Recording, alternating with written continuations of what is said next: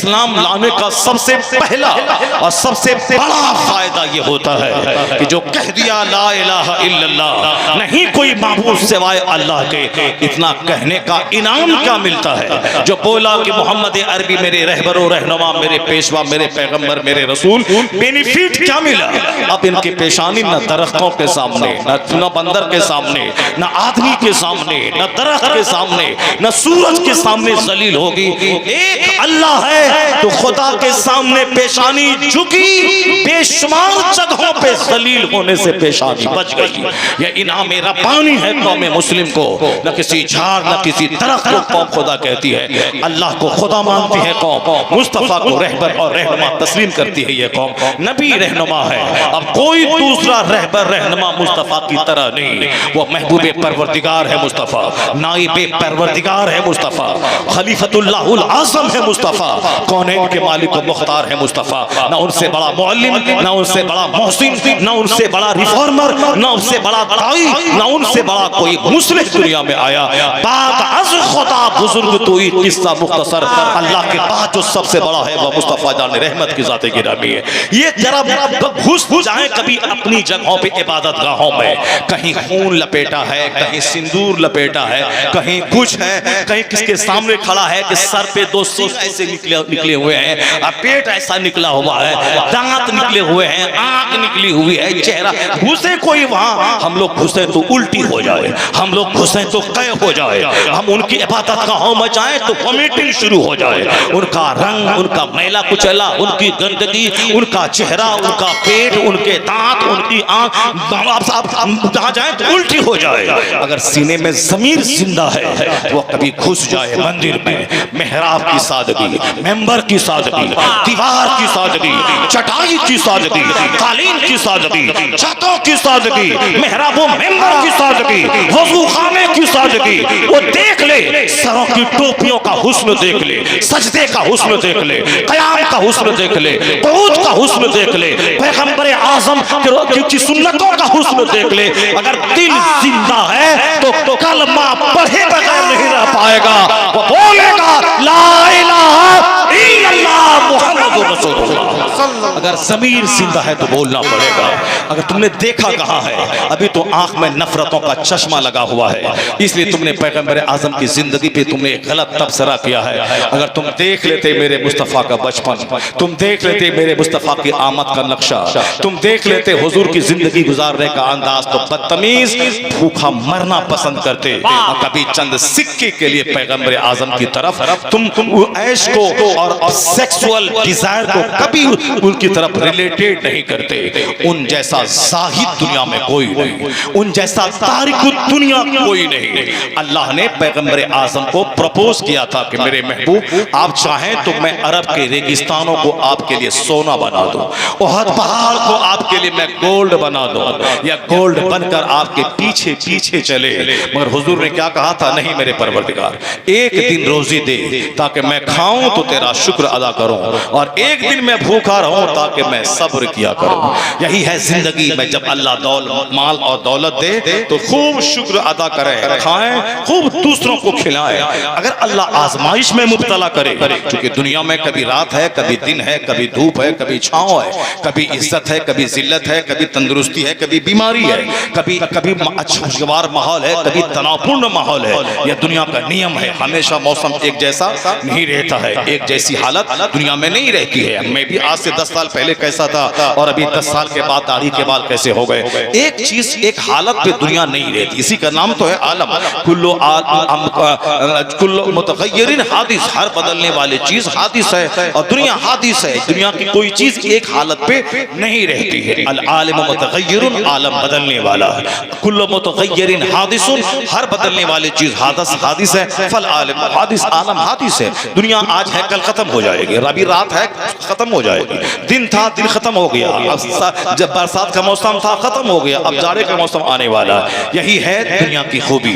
अब जो इससे आंख बंद करके जिएगा उससे बड़ा पागल, उससे बड़ा अहमद कोई नहीं है। यही है ताकि दुनिया से दिल न लगे, रात से दिल न लगे, मौसम से दिल न लगे, जवानी से दिल न लगे, दिल आखिरत दिल में रहे और दुनिया में जिस्म रहे और दिल आखिरत में रहे और दिल में अल्लाह की याद रहे, मुस्तफा की मोहब्बत रहे। सर दिल है वो दिल जो तेरी याद से मामूर रहा, सर है वो सर जो तेरे कदमों पे कुर्बान गया। दुनिया बाहर में रहे, मकान दुकान गाड़ी छकड़ा बाहर रहे, दिल के अंदर न रहे, दिल में मुस्तफा रहे, दिल में खुदा रहे। जब यहाँ अल्लाह रसूल रहेंगे तो घमंड नहीं रहेगा, गीबत नहीं रहेगी, चुगलखोरी नहीं रहेगी, गुरूर नहीं रहेगा, गुस्सा नहीं रहेगा, नरमी रहेगी। चूंकि यहाँ अल्लाह रसूल ही नहीं है, इसलिए यहाँ पे क्या है? बदअखलाकी है, घमंड है, गुरूर है, गुस्सा है, हसद है, जलन है, ये सारी चीजें हैं। सरकार दो जहां का बचपन ऐसा लाजवाब कि आम बच्चों की तरह सरकार कभी गली कूचे में खेले कूदे नहीं। सरकार दो जहां बचपन में भी लोग तमाशा करते हैं, कभी तमाशा नहीं किया। चेहरे से शराफत टपकती थी, जिस गली से गुजरते थे उस गली के बच्चे आंखें उठा के मुस्तफा को देखते थे। ऐसा शरीफ, ऐसा जेंटिल, ऐसा नोबल बच्चा कभी देखा नहीं गया। पैदाइश इतनी लाजवाब कि पैदा होते ही चेहरे से ऐसा नूर टपका, जिसमें से ऐसा नूर टपका हो। सैयदा आमिना आपकी माँ कहती हैं, ऐसा मुबारक हो मसूद बच्चा जब तवल्लुद हुआ, एक ऐसा नूर फैला, उसकी रोशनी में मैंने मुल्क शाम के महलों को देख लिया। कहाँ मक्का, कहाँ मुल्क शाम, ऐसा नूर फैला। नूर से मामूर है मुस्तफा के ज़ाते गिरामी, माँ की गोद में है। सैयदा हलीमा के पास जब गए, रात रात भर घर मुनव्वर रहता। लोगों ने पूछा, तंगी के इस जमाने में रात भर चराग जलाती हो हलीमा? कहा, कसम खुदा की चराग जलाने की नौबत ही नहीं आई जब से अब्दुल्ला का चांद मोहम्मद मेरे घर में आया है। रोशनी ही रोशनी हो गई है, जानवरों के थनों में दूध आ गए हैं, इज्जत में इजाफा हो गया है। रात रात भर घर में नूर ही नूर रहता है। 2 साल तक रजाई माँ के पास रहे, सारा कबीला महकता रहा। वहां से मक्का आए, आम बच्चों के साथ खेल खिलौने का कोई माहौल नहीं था, मामूली सी गिज़ा खा लेते, साबिर और शाकिर बन के रहते। जब जमाने की तहलीज में कदम रखा, चचा के साथ सफर करने के लिए मुल्क शाम गए। फिर क्या है, अमानतदारी को देख के दुनिया दंग रह जाती, चचा दंग रह जाता। सदाकत अमानतदारी को देखकर कहीं बिजनेस लेके माल लेके भेजते, जबरदस्त डबल दोगुना मुनाफा वहां से हो जाता। जिस रास्ते से गुजरते देखने वालों ने देखा कि दरख्त मुस्तफा को सलाम क्या करते थे, पत्थर सलाम करता था। नबूवत के ऐलान से पहले ये बचपन के बाद जवानी का पीरियड है। जनाब खदीजा मक्का की सबसे मालदार तरीन खातून, उसे एक अच्छा बिजनेसमैन चाहिए था जो उनके बिजनेस को आगे बढ़ाए। किसी ने सरकार की तारीफ कर दी मोहम्मद इब्न अब्दुल्ला की। उन्होंने कहा कि मैं उनको डबल प्रॉफिट दूंगा अगर वो मेरा बिजनेस संभाल ले। हुजूर उनके साथ गए, अपना एक गुलाम जनाब खदीजा ने लगा दिया। 24 घंटे उनकी अदाओं की निगरानी करता रहे और फिर वह मेरे सामने आकर रिपोर्ट दे गए। हर बार से ज्यादा बिजनेस में मुनाफा हुआ और आने के बाद जब जनाब खदीजा जो 40 साल खातून थी मदीने की, तो और शोहरों से बेवा थी और फिर मालदार तरीन खातून थी, हया और पाकीज़गी में उनकी कस्में खाई जाती थी। तो शोहर से बेवा होने के बावजूद, जबकि मक्का में औरतों की आबरू महफूज नहीं थी, अपनी सौतेली माताओं से उनका बेटा ज़िना करता था, बाप की प्रॉपर्टी की तरफ कब्जा कर लेता था, पड़ोसी की बीवियां गैर महफूज थी। उन इज्जत की खराबी के माहौल में सैयदा खदीजा की इज्जत का चर्चा था, इफ्फत का चर्चा था कि ये 40 साल खातून 2 शोहरों से बेवा, मक्का की सबसे मालदार तरीन औरत, उनसे वहां बेवाओं से निकाह मायूब था, उसके बावजूद बड़े बड़े मालदार निकाह का पैगाम भेजते थे। मगर सैयदा खदीजा ने सबों की तजवीज को उन्होंने इनकार कर दिया कि मैं शादी नहीं करूंगी। लेकिन जब उनका गुलाम आके हुजूर की सारी कहानी सुनाया कि कैसे रास्ते में चलते थे, कैसे इनके सर पे बादल साया करता है, कैसे पहाड़ी से नीचे उतरते हुए कैसे इसको दरख्त को सजदा करते हैं, कैसे इन पर बादल साया करते हैं, जब सारी कहानी गुलाम ने सुनाया तो जनाब खदीजा का दिल सरकार दो जहां की तरफ माइल हो गया। वो कहने लगी, काश ये तो 25 साल की उम्र के हैं, मैं तो 40 साल के हूँ। यानी वह सोचने लगी कि क्या मेरी तजवीज को इनके चचा इनके दादा कबूल कर लेंगे। उन्होंने कहा जो भी हो मगर तजवीज मुझको देना है। सरकार की मोहब्बत, उनकी ईमानदारी, सदाकत और सच्चाई और गुलाम की ज़बानी सारी कहानी सुनकर वो अंदर से चाहने लगी कि काश ये मेरे शौहरे नामदार हो जाए, मैं अपनी सारी दौलत इनके कदमों पे निछावर कर दूं। उनकी फूफी को बुलाया, उनके सामने उन्होंने तजवीज रखी। उन्होंने सरकार दो जहां के दादा के पास तजवीज रखी। ऐसा नहीं कि लड़की को देखा, लड़का देखा, आंख लगी, बात हुई और निकाह कर लिया। जहां भी शादी से पहले आंख बात करती है, जहां शादी से पहले जबान से 1-2 घंटे तक फोन से बात होती है, जहां शादी से पहले तन्हाई में मिल मिला के हाथ एक दूसरे से हाथ मिलाते मेरे बच्चे, वो जान ले कि अगर वो शादी कर भी लेगा बीवी उसकी हो जाएगी बाद में, लेकिन शादी से पहले जितने दिन तक जबान से बात करता रहा वो मुंह का ज़िना होता रहा। जितने दिन हाथ पकड़ा तन्हाई में हाथ का ज़िना होता रहा। मैं नहीं कहता कि तुमने ज़िना कर ही लिया, बात करना मुंह का ज़िना है। आंख से फिल्म मोबाइल की वीडियो में देखना ये आंख का ज़िना है। और फिर 24 घंटे उनके घर की तरफ निगाहें टिका के रखना ये तुम्हारी आंख की बदकारी है। कभी कभार तन्हाई में हाथ मिला देना, तो जिस औरत की आंख जख्मी हो, जिस औरत का बदन जख्मी हो, जिस औरत की हाथ गैर महरम से गैर मर्द से मिला हुआ हो और फिर तुम ही गैर औरत से हाथ मिलाया, बाद में भले ही वह बीवी हो जाए लेकिन पहले तुमने 2 साल हाथ मिलाया, ये 2 साल का गुनाह कहाँ जाएगा? ये 2 साल की मुंह की बोली कहाँ जाएगी? ये 2 साल चुपके चुपके 5 घंटे बातें करना कहाँ जाएगा? वही औरत जो जख्मी हो चुकी है, जो इस कदर बदअमली में गिरफ्तार है कि 4 साल से अजनबी मर्दों से बात कर रही है और तुम भी बात कर रहा है। अगर निकाह कर भी ले उससे, अब तो जायज हो गया बातचीत करना, हाथ पकड़ना, लेकिन ये 4 साल के गुनाह कहाँ जाएंगे? ये गुनाह तो रंग लाएगा। तुमने एक दागदार औरत को तुमने अपनी बीवी बनाया है। एक दागदार औरत से बच्चा जो पैदा होगा, कैसे तुम तमन्ना कर सकता है कि कुतुब पैदा होगा, अब्दाल पैदा होगा? कैसे तमन्ना करेगा कि नमाजी और शरीफ पैदा होगा? क़यामत की निशानी है आखिर ज़माने में वलदुल ज़िना की तादाद में इजाफा होगा, वलदुल हराम की तादाद में। उसकी पहचान जब देखना कि हया खत्म हो जाए, आलिम का अदब खत्म हो जाए, जलसे का अदब खत्म हो जाए, मस्जिद का एहतराम खत्म हो जाए, तो समझ लेना कि नाजायज बच्चों की तादाद में इजाफा हो गया है। और जहाँ हया है, शर्म है, निगाहें झुकी है, समझ ले कि वहाँ अच्छे बच्चे मौजूद हैं। लेकिन जहाँ बेहयाई हो जाए, आलिम से सीना तान के बात करना, मस्जिद के सामने गाना बजाना, जलसों की तौहीन करना और यहाँ से हट के दूर जाके मोबाइल में अजनबी लड़की से बात करते रहना। खिताब हो रहा है, तकरीर हो रही है, जन्नत की क्यारी है, दुरूद हो रहा है, सलाम हो रहा है, मतलब नहीं वो छोकरा वहां जाके फोन से बात कर रहा है। समझ जाए कि वलदुल ज़िना की तादाद में इजाफा हो गया है, वलदुल हराम की तादाद में इजाफा हो गया है। इमाम आजम खड़े हैं, 3 बच्चा गेंद खेल रहा था, गेंद इमाम आजम के सामने आया तो 2 बच्चे तो गली में भाग गए, एक बच्चा ठठाई के साथ आया, इमाम आजम के सामने से गेंद लेके चला गया। इमाम आजम ने कहा लगता है कि इसकी बुनियाद में खता है।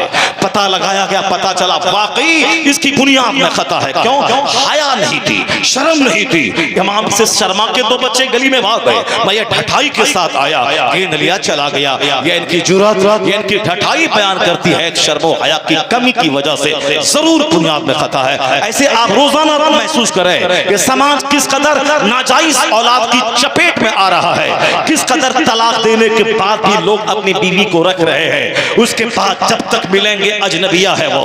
जितने बच्चे पैदा होंगे वलदुल हराम है, ना कुफ्र पक गया, तौबा नहीं किया तो तजदीद निकाह नहीं किया, अब वह बीवी उसके निकाह से निकल गई, अब वह ज़िना खालिस वलदुल हराम। मुसलमान सोच के बोलेगा, अगर कभी लफ्ज़िश हो गई, तलाक निकल गई ज़बान से, तो फौरी उसका जो नियम है इस्लाम का, उसकी दुनिया की बेइज्जती कोई बेइज्जती नहीं, असल बेइज्जती आखिरत की है। दुनिया में शर्मा के मारे उसको झूठ बोल के न रख ले, बल्कि तलाक हो गई है, मेरी माँ बहन बेटियां भी ज़मीन फरोश ना बने जब उनके शौहर तलाक दे दें, अब बाद में झूठ बोले कि मैंने नहीं दिया है। तुम भी बेइज्जती से बचने के लिए कहाँ दूसरी शादी होगी, कहाँ कुंवारी की शादी होती नहीं है, तलाकशुदा कहाँ शादी होगी, चलो सरेंडर कर जाओ, मरने के बाद जो होगा देखा जाएगा। यह दुनिया की जिंदगी है 100 साल, 100 साल 1 मिनट है अल्लाह के नजदीक, मरने के बाद का एक दिन 50,000 साल का होगा।